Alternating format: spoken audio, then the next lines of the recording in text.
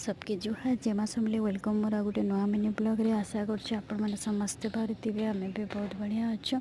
हाँ यहाँ देखो मैं आज क्या बहुत दिन बाद टाइम मिलला बेले मैं वीडियोटे बनाऊे ब्लाउज कटिंग करी और मैं स्टिचिंग केन्दा करसी सेटा भी आप संगे शेयर करी।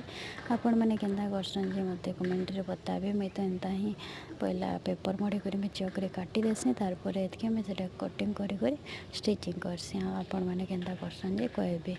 यहाँ देखो काटुछे तारपर मैं सिला भी केन्ता मैं ब्लाउजटा बेसी डिजाइन भी करवार नहीं टाइम मिलवार नहीं जो मैं सिंपल ही सिलाऊे लेकिन सिले भी एतकी करवार नहीं कहीं टाइम नहीं है जे। यहाँ देखो काटी पकाली काटी सारे तारपर यहाँ मैं सिलावा स्टार्ट करदेली ना आ डिजाइन नहीं बनावा बोले दिन में भी ही जैसे गोटे ब्लाउज देखो सिलावा स्टार्ट करदेली।